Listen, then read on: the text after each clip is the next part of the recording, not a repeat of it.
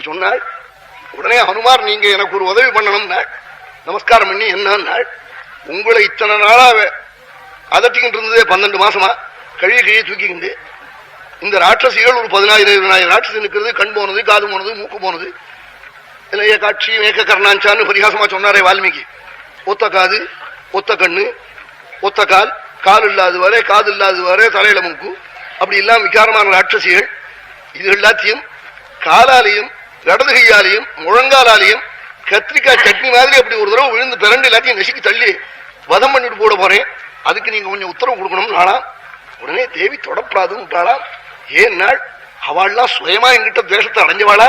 அவன் மாசம் 15 ரூபா சம்பளம் கொடுத்து வெய்ய சொல்லியிருக்கான். இன்னமே வெய்யுமாடா, சம்பளம் கொடுக்குறவன் போட்டா இன்னமே வெய்யுமாது. ஆகினால அதுகள் பேர்ல தப்பு இல்லடா. பாபானாம் வா சுபானாம் வா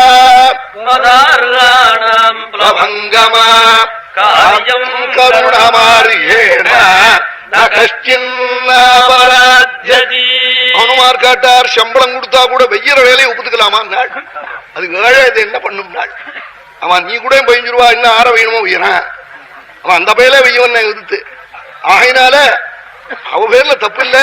பாபானாம் வா சுபானாம் வா வதார்காணாம் பிளவங்கமா காரியம் கருணமாரியேன கஷ்டின்னாபராத்யதி.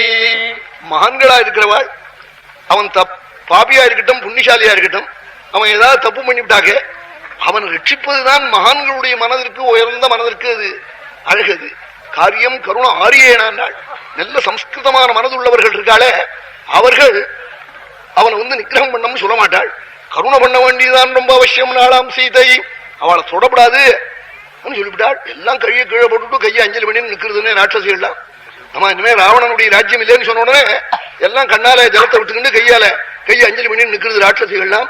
அதனாலதான் ஆர்திராபராதா ஸ்துவயான்னார் தேசிகன். அவன் இப்போ அதட்டிக்கிட்டு இருந்த ராட்சசிகளை நெசிக்கிறேன்னு ஹனுமார் சொல்லி விடாதுன்னு சொன்னாளே தேவி. அவன் என்ன சரணம் சரணம் சொன்னாளா? காக்கா சோனாவது ராமன சரணம் நாள், விபீஷண ஆலோசனா சரணம்னு சரணம் சரணம் சொன்னவனை ரட்சிச்சான் ராமன்.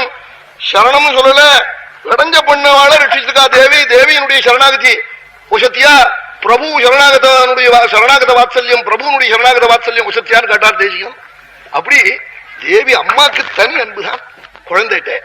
அவன் அம்மாவே குழந்தைய தப்பு பண்ணதை சொல்லி அப்பா விட்டு புருஷனை விட்டு அடிக்க சொல்லுவாள்.